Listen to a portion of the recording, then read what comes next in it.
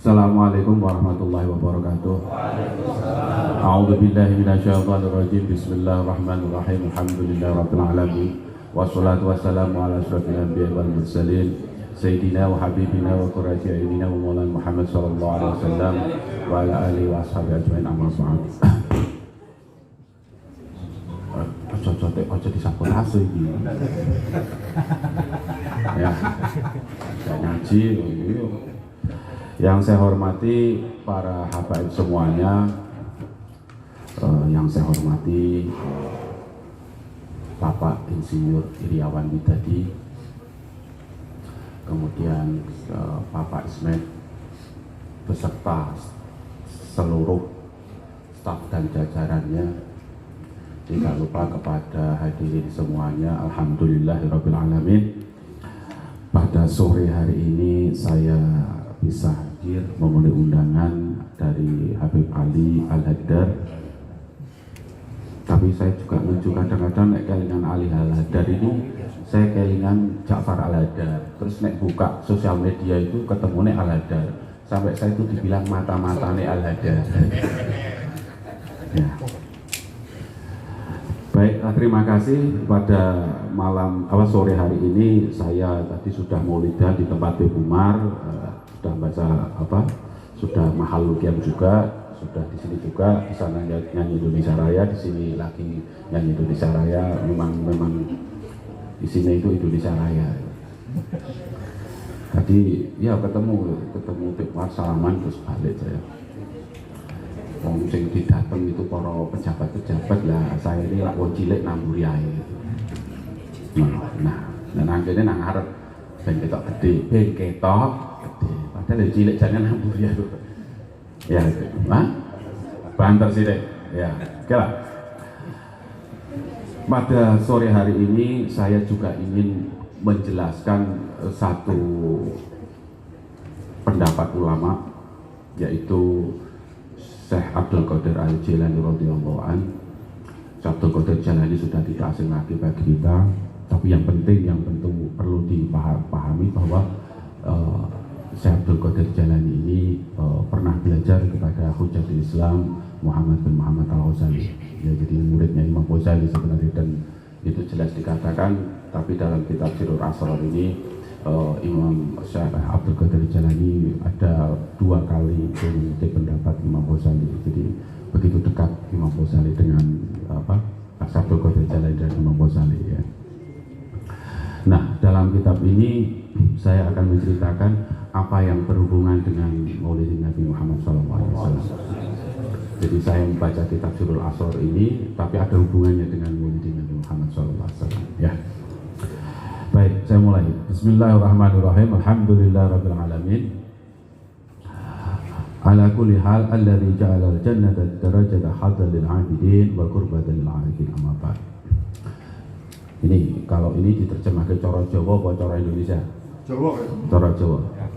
Falamam khalaqa mongko ari kalane wis dadiaken sapa Allah Gusti Allah ruha Muhammadin ing ruhe Muhammad Gusti Kanjeng Nabi Muhammad. Sallallahu mugi paring rahmat sapa Allah Gusti alaihi ing atase Nabi Muhammad wa alihi lan keluarga Nabi Muhammad wa sallam lan paring keselamatan sapa Allah ing atase Nabi Muhammad. Awalan ing dalem kawitane min nuri jamali saking nur kebagusane Allah. Jadi saya juga bisa membaca kitab ala santri juga bisa. Kepala desa iso. Mana Pak Lasut kok? Oh. Pacul gua. Ora. Wingi biar tak takonke kok. Nang wis rasane telepon suwi kae. Nah kok piye kabare Pak Labib? Alhamdulillah, Bib. Maka ketika Allah telah mencipta roh Nabi Muhammad SAW untuk pertama kalinya min nuri jamalih, dari cahaya keindahannya. Kama qala Allah Ta'ala di hadisil qudsi, seperti apa yang difirmankan Allah Subhanahu wa taala dalam hadis qudsi, wa khalaqtu Muhammadan awwalan min nuri wajhi. Aku telah mencipta Muhammad untuk pertama kalinya dari cahaya wajah kata Allah. Jadi nah ini ono bebasnya ini memang kita betul nih, ya. Jadi untuk pertama kali Allah Subhanahu wa taala mencipta Nabi Muhammad SAW min nuri wajhi, dari wajah, dari cahaya wajah Allah Subhanahu wa taala. Wa kama qala Nabi sallallahu alaihi wasallam, dan seperti halnya disabdakan oleh Nabi sallallahu alaihi wasallam, awwalu ma khalaqallahu ruhi. Pertama kali yang Allah cipta adalah ruhu, kata Rasul. Wa awwalu ma khalaqallahu nuri, dan pertama yang Allah cipta adalah cahayaku, kata Rasul. Wa awwalu ma khalaqallahu al-qalam, dan pertama kali yang Allah cipta adalah al-qalam. Wa awwalu ma khalaqallahu al-aql, yang pertama kali Allah cipta adalah akal. Jadi dalam hadis ini Syekh Abdul Qadir Jailani dalam kitab Sirrul Asrarnya, beliau mengutip satu hadis, beberapa hadis begitu ya, yang isinya itu Allah mencipta pertama kali ruhku, kata Nabi. Kemudian di dalam perkataan yang lain nuri, cahayaku. Dalam perkataan lain itu al-qalam. Dalam perkataan lain al-aql. Nah, secara lahir beda-beda itu.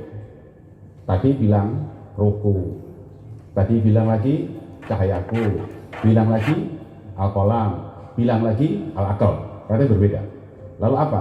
Kata Syekh Abdul Qadir Jailani, wal muradu minhum syai'un wahid, dan yang diinginkan dari semua itu ada satu, sesuatu yang satu, syai'un wahid, bahwa al-haqiqah al-muhammadiyah.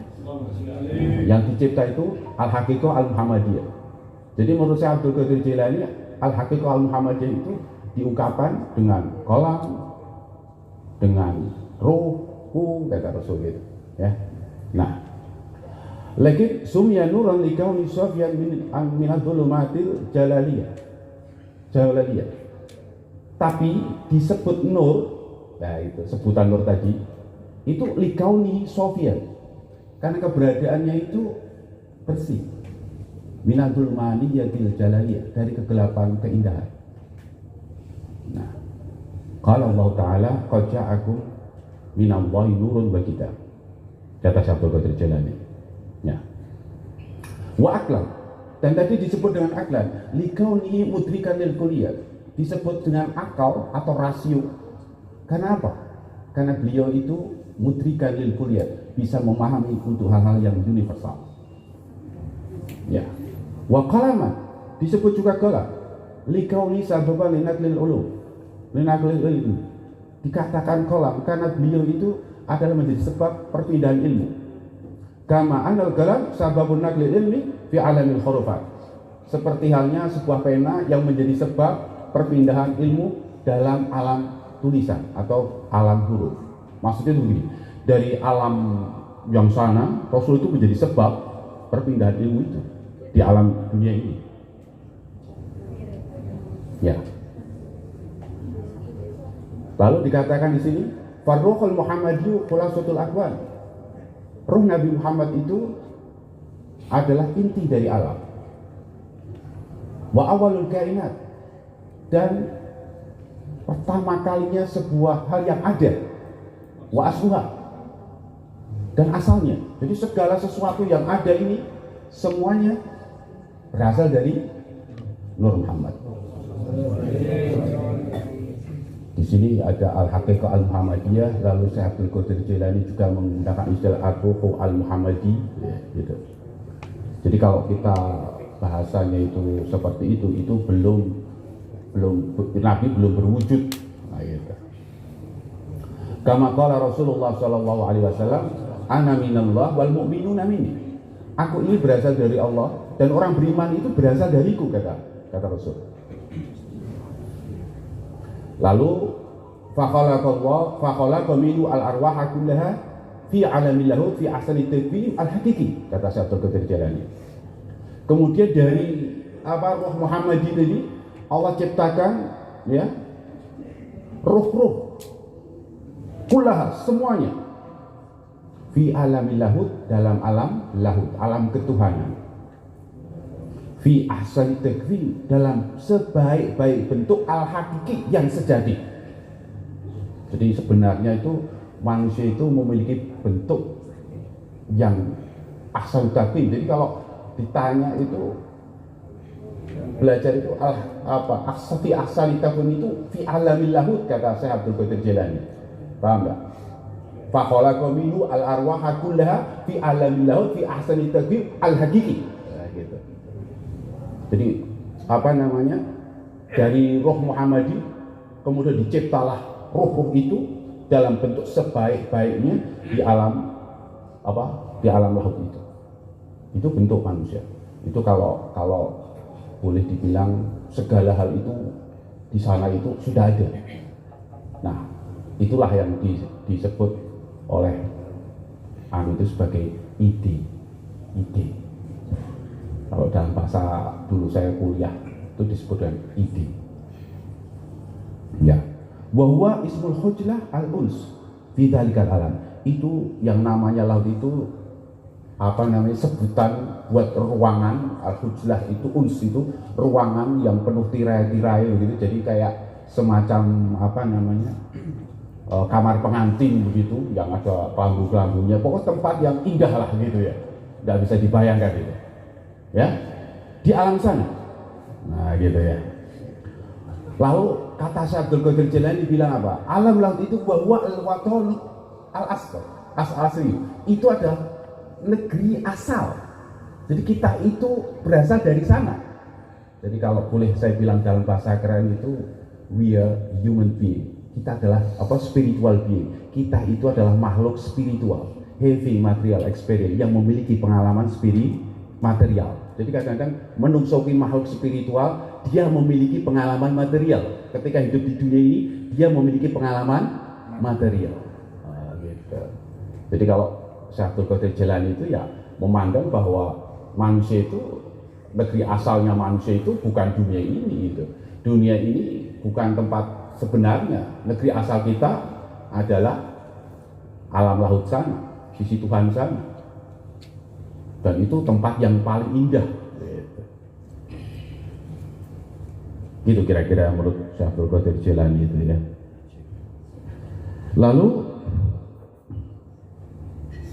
falamma madha alaihi 4,000 sanah khalaqallahu al-arsya min nuri aini Muhammadin sallallahu alaihi wasallam. Setelah berlalu 4.000 tahun, lalu Allah menciptakan arsy dari cahaya pandangan Nabi Muhammad SAW. Itu kan cerita kayak gini itu kan Syekh Abdul Qadir Jilani juga menceritakan apa ya? Saya tuh di bulan Maulid ini delok ke ceritane Kanjeng saya itu kok indah sekali gitu. Ya sing cerita kan putune juga. Yes. Ya kan? Syekh Abdul Qadir Jilani lah ya putune sapa? Yes. Wah iya, ceritanya nyekake mbahne juga gitu. Nah, kita orang ini ya. Lalu apa? Wa baqiyal kulliyat minhu, dan sebagian atau sisa-sisa hal-hal yang ada itu darinya juga. Farudatil arwahu ila daril asfalil kainat.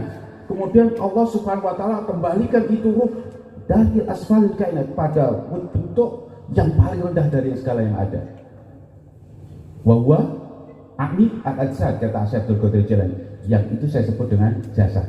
Nah, itu.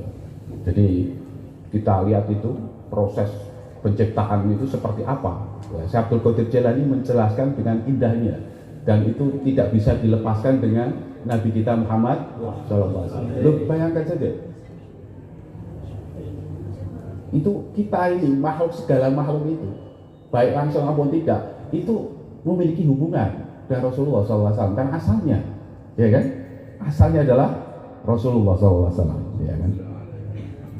Yakni kama qala Allah Ta'ala thumma radadnahu asfala safilin, yakni anzalahu awalan min alamil lahud ila alamil jabarut.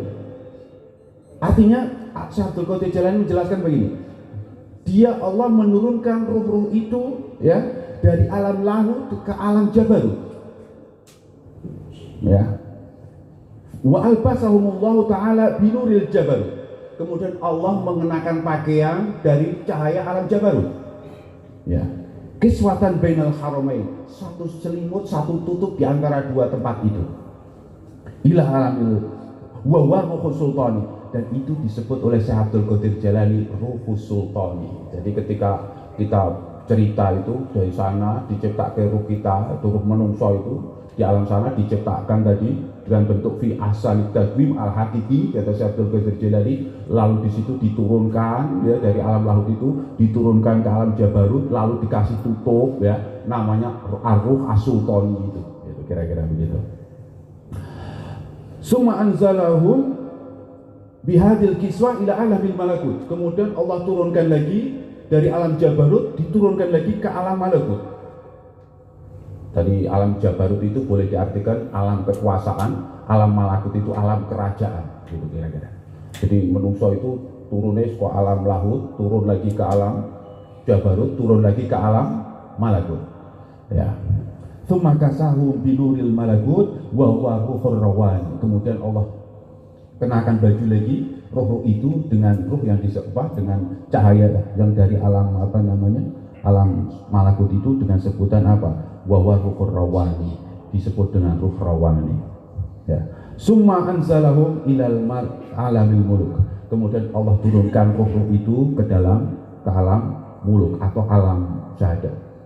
Jadi kalau kita belajar itu biasanya begini, kalau alamul amri dilawankannya dengan alamul khalq. Nah, jadi kalau misalnya dalam kitab Bina Usahadah misalnya Imam Ghazali mengatakan ini alamul amri, lawannya alamul khalq. Kalau kita menggunakan istilah alamul ghaib, maka biasanya pasangannya alamul syahadah, begitu. Nah ini kalau bahasanya sudah seperti ini.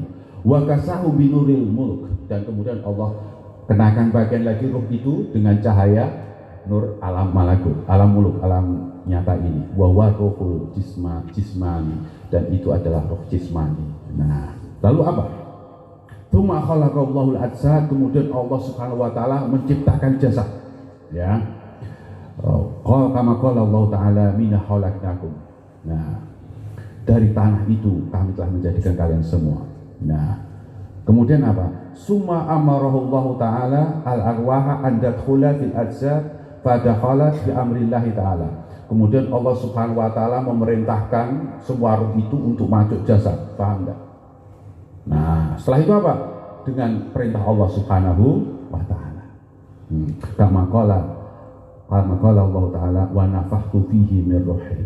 Nah, falamma ta'allaqat al-arwah bil ajsad nasiyat ma tattakhadat min ahdillahi ta'ala al-mitsaq fi yaumi alastu bi rabbikum. Jadi ketika jiwa manusia itu telah terikat, telah terpesona, ya, terpedaya, ta'aluk bener, tidak bisa pisah gitu dengan jasad manusia, maka ruh itu kemudian lupa, ya, lupa. Man ittakhadha min ahdillahi, dia lupa akan dari janji Allah Subhanahu wa taala al-mitsaq pada hari alastu bi rabbikum. Nah, falam tarja, kemudian dia tidak kembali ilal watan al asli. Kemudian roh yang sudah terikat dengan jasad itu, dia tidak mau lagi kembali ke alam asalnya itu, negeri asalnya itu. Ya ibaratnya koyok misalnya Ustaz Dadak punya anak ini, tadi tak dulu anak kita. Kok beda rupanya gitu? Muhammad ya. Jadi kalau saya itu begini, cak bingung saya gitu ya. Kata Rasul dalam hadis itu begini, idza samaitumul walada Muhammadan fa'akrimu wa ausibu lahu bil majlis wa la tuqabbihu lahu wajhan. Jadi nek wong jenenge anak Muhammad itu paham enggak? Ya toh, kon mulyake gitu. Wa ausibu lahu bil majlis. Jembarno untuk orang anak itu majlis gitu kan. Jadi jangan sampai, saya itu pernah ngaji nanyat itu orang banyak gitu. Nek saya pribadi, terserah orang. Kalau di depan saya ada Sukijo misalnya, kitabnya rong truk kayak, paham enggak? Satu orang tidak punya kitab tapi namanya Muhammad, mana yang saya hormati? Saya bilang, saya akan menghormati anak orang ini yang bernama Muhammad, karena aku mengharapkan syafaat orang yang memiliki nama itu. Ajib, mantap. Om Ali dengerin tuh. Saya mengharapkan syafaat yang pemilik nama itu. Saya tidak mengharapkan orang ini ya. Saya bilang. Malah dipanggil Soki waktu itu, bukan Muhammad waktu itu. Lah iya, ibaratnya itu kan gini. Kayak orang beli baju mahal-mahal tekan Singapura, tekan rumah minggu keset.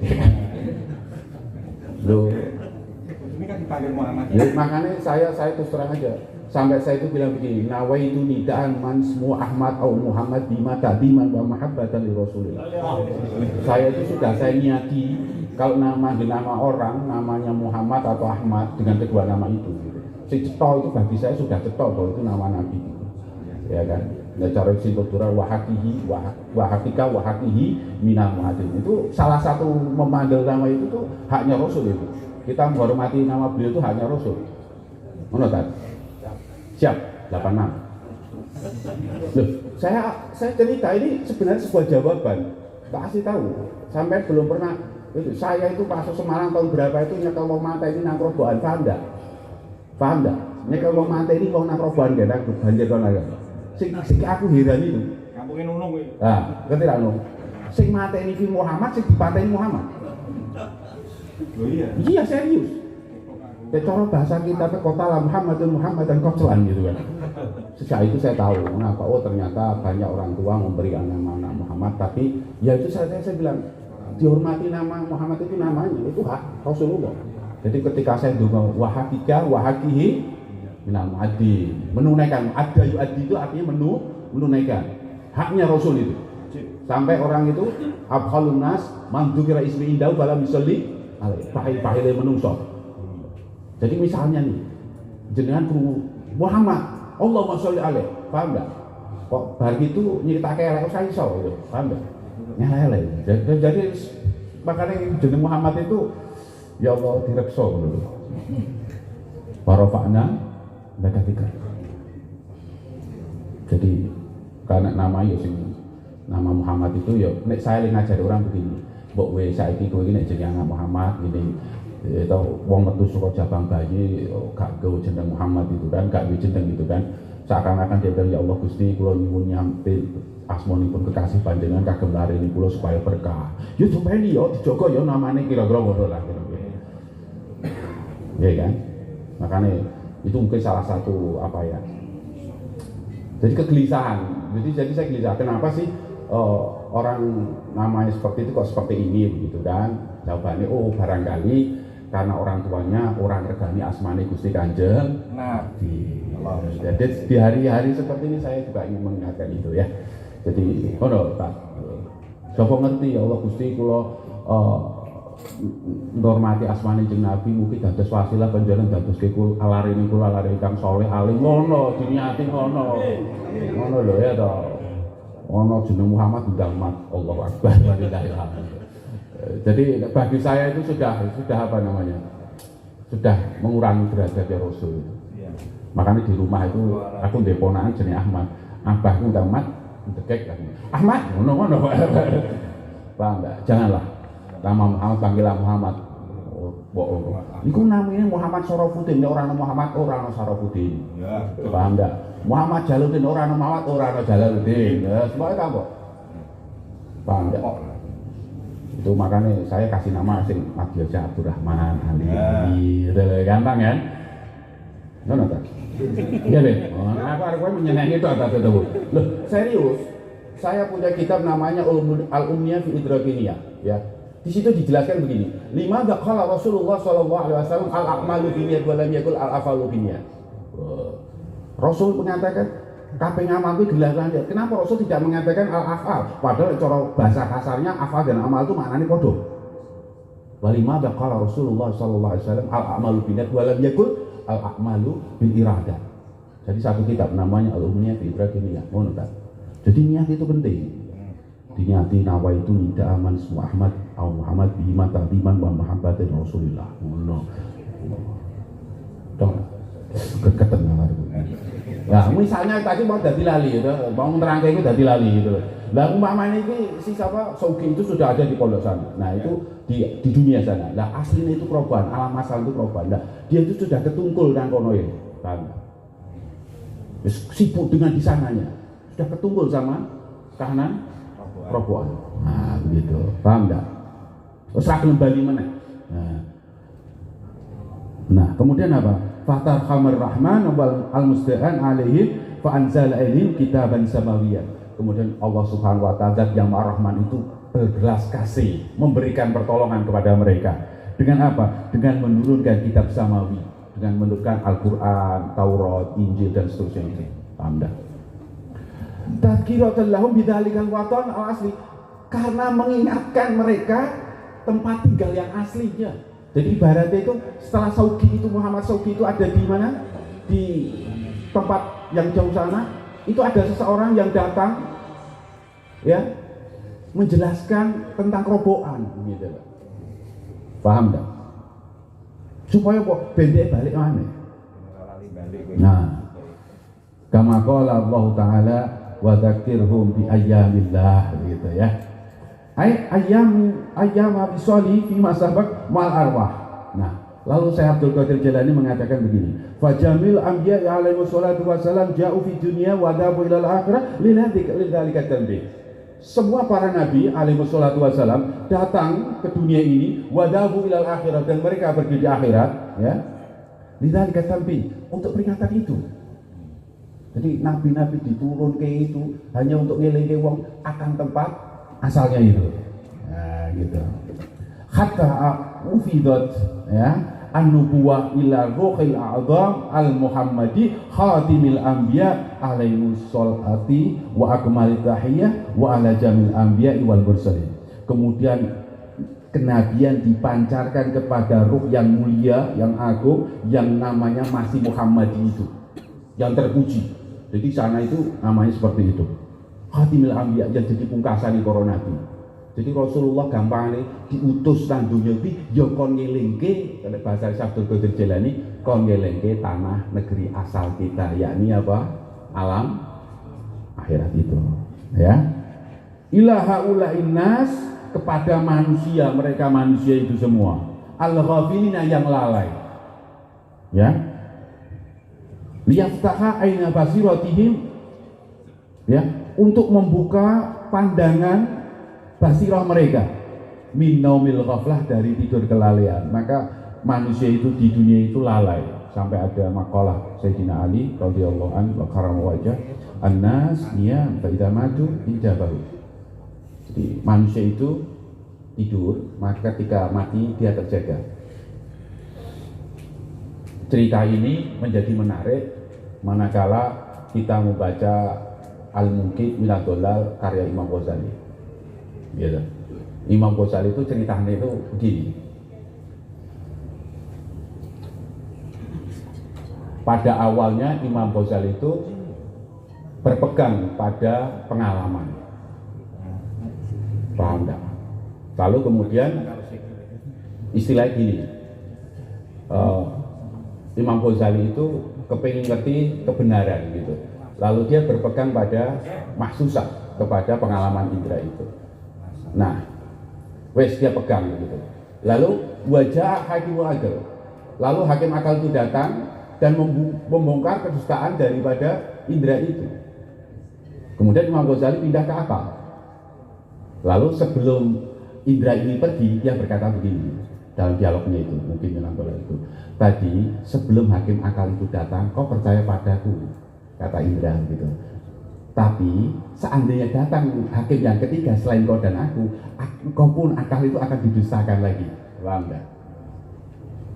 Imam Ghazali berkata begini, orang nulis nomor telu itu bukan berarti tidak ada.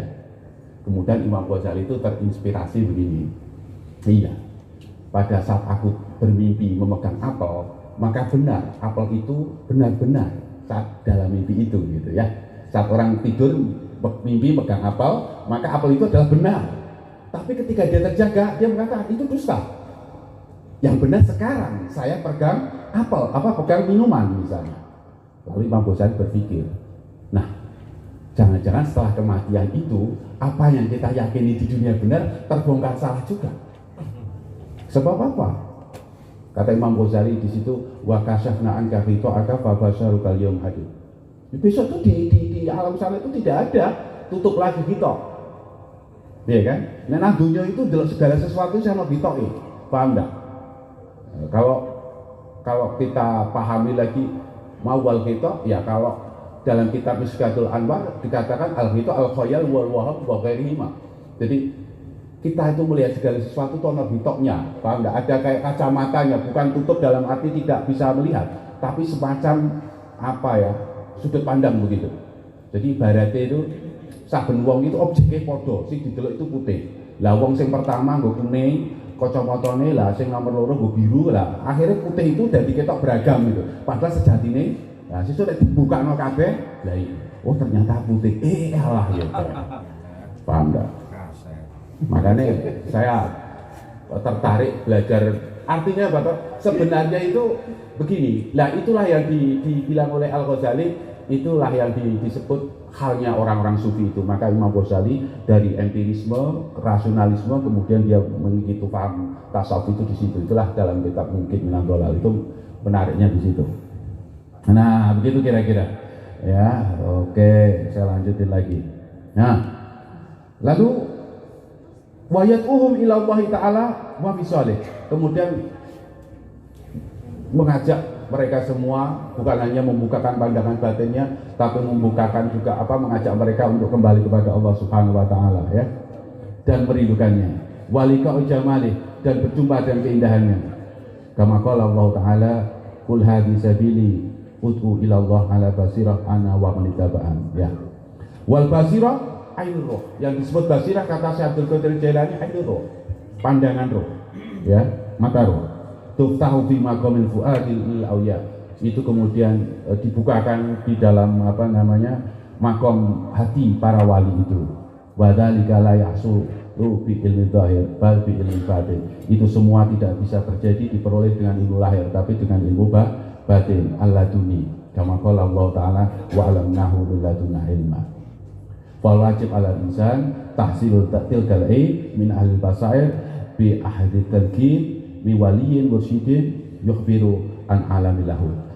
Maka sebaiknya seharusnya atau kewajiban manusia itu mendapatkan itu semua dari seorang dengan cara mengambil talqin dari seorang wali mursyid yang mengabarkan tentang alam lahut. Jadi memang tugasnya para nabi itu nek menurut Syekh Abdul Qadir Jailani dalam kitab ini ya membangun kerinduan untuk kembali ke mana, ke negeri asal itu ya gitu. Nah menungso ki koyo ngono, dan asale menungso ki semuanya adalah berasal dari rohnya Nabi Muhammad SAW. Saya kira itu yang bisa saya sampaikan. Wallahu a'lam bishawab. Assalamualaikum warahmatullahi wabarakatuh.